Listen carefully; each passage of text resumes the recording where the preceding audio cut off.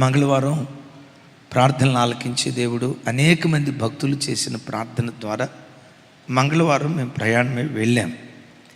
వెళుతూ ఉన్న ఈ పరంపరలో మొట్టమొదట అబుదాబి అనే స్థలంలో ఒక 2 గంటలు హాల్టింగ్, 2 గంటల తర్వాత ఇజ్రాయెల్ దేశానికి వెళ్ళేటువంటి ఫ్లైట్ ఎక్కాలి. దరిదాపుగా 2 గంటలు అబుదాబి అనే స్థలంలో నేను దైవ సేవకురాలు కూర్చుని ఉన్నా. ఆ స్థలంలో నాకు కన్నీటిని తెప్పించిన ఒక సంఘటన, యూదులు దేవుని విషయంలో ఎంత నిష్టగా బ్రతుకుతారా అని ఏడ్పు తెప్పించిన ఒక సంఘటన. దైవజనరాలు అక్కడ లాబీలో కూర్చున్నారు, నేను ఇటువైపు కూర్చున్నాను. మాకు ఇటువైపు వాళ్ళని చూస్తే ఇజ్రాయేలీలని ఇట్టే అర్థం అవుతుంది.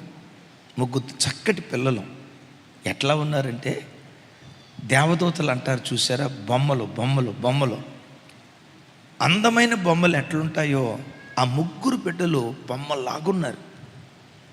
బ్లూయిష్ కళ్ళు, చక్కటి రంగు, చిన్న బిడ్డలు.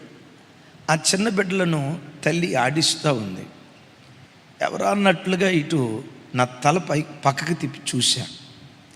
ఆ ప్రక్కనే వాళ్ళ యజమానుడు.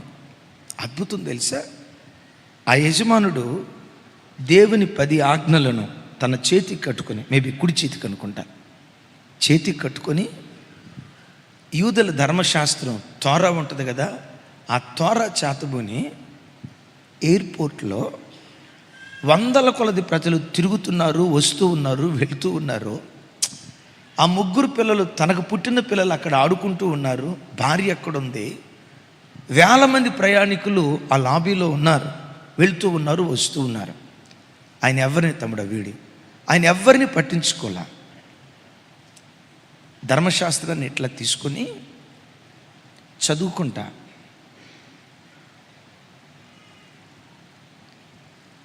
హిబ్రూ భాషలో దేవుని స్తుతిస్తా వేల మంది ప్రజల మధ్యలో దీని తర్వాత ఇంకొక వీడియో పంపించాను చూడు తమ్ముడు. వేల మంది ప్రజల మధ్యలో. సహజంగా ప్రార్థన అంటే అది స్త్రీలకు చెందింది కదా, కన్నీటి అనుభవం అంటే స్త్రీలకు చెందింది కదా. దేవునితో అనుసంధానం, కన్నీటి అనుభవం, దేవుని దగ్గర విజ్ఞాపన చేయటం ఎక్కువగా స్త్రీలలో చూస్తాం కదా. నేను ఇశ్రాయేలు దేశంలో నా కళ్ళు తెరిపించిన సత్యం ఏంటంటే, మేబీ యోధా స్త్రీలు ప్రార్థనా పరులై ఉండొచ్చు, స్త్రీలలో ప్రార్థన చూసిన దానికంటే పురుషుల్లోనే అధికమైన ప్రార్థన చూడటానికి దేవుడు కృప చూపించాడు. నేను ఆ ఎయిర్పోర్ట్కి వెళ్ళింది మొదలుకొని దరిదాపుగా 1/2 గంట అక్కడ ఉన్నాను. వాళ్ళు నీకు పంపించాను. 1/2 గంట అట్లా ఉన్నాను. ఆయన పిల్లలతో ఆడుకోవట్లా. అఫ్కోర్స్ తర్వాత ఆడుకుంటాడు, అది వేరే సంగతి. అది ప్రార్థన టైమేమో. తోర అలా పట్టుకొని చదువుతూ ప్రార్థన చేస్తూనే ఉన్నాడు, దేవుని స్తుతిస్తూనే ఉన్నాడు. ఆ తర్వాత ఇజ్రాయెల్ దేశానికి వెళ్ళాం. ఇజ్రాయెల్ దేశానికి మంగళవారం వెళ్ళిన తర్వాత మంగళవారం రాత్రి మొట్టమొదట ఏడ్పుల గోడ, ఇప్పుడు చూపించేది తమ్ముడు, ఏడ్పుల గోడ దగ్గరికి వెళ్ళాం. ఏడ్పుల గోడ దగ్గరికి వెళ్తే ఆ ఏడ్పుల గోడ దగ్గర పురుషులేమి స్త్రీలేమి ఏడ్పుల గోడ దగ్గర పట్టుకొని ఏడుస్తూ ప్రార్థన చేస్తున్నారండి. ఆ ఏడ్పుల గోడ దగ్గర అడుగు పెట్టడంతో నాకు తెలియకుండా దుఃఖం పెళ్ళుపుకుతూ వచ్చింది. ఒక 15 గంట సేపు ఆ స్థలంలో నుంచి నేను కదల్లా. ఎందుకు ఏడుస్తున్నానో తెలుసు. గుండెలు పిండబడేటట్లుగా ఏడ్చా.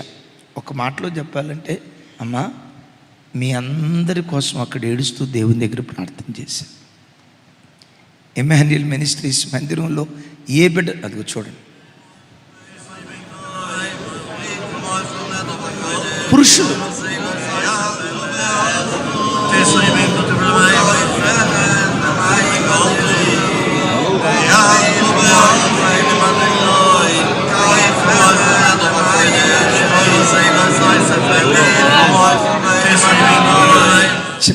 కానీ ప్లే చేయి.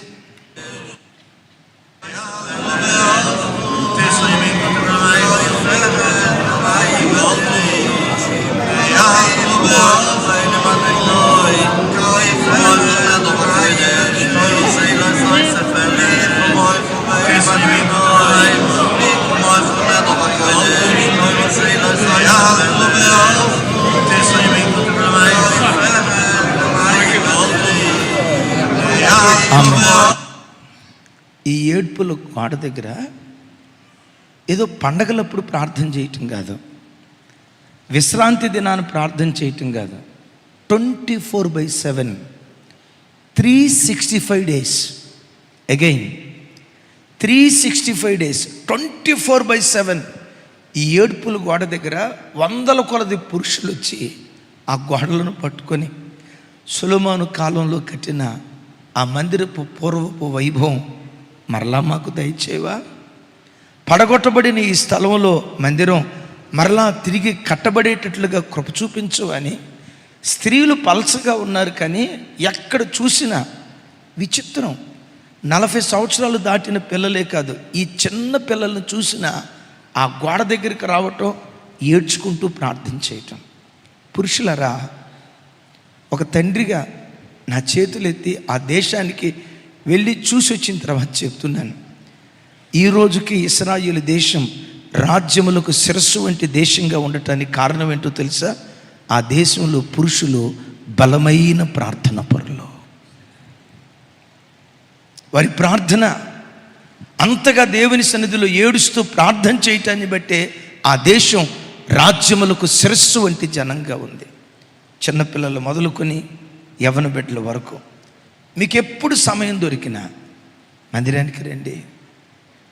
ఏదో ఒక స్థలంలో మోకరించి దేవుని సన్నిధిలో ఏడుస్తూ ప్రార్థన చేయండి. మందిరంలో నుంచి నిరంతరం ప్రార్థనా ధూపం ఎగయుకుంటూ దేవుని సన్నిధికి చేరును గాక.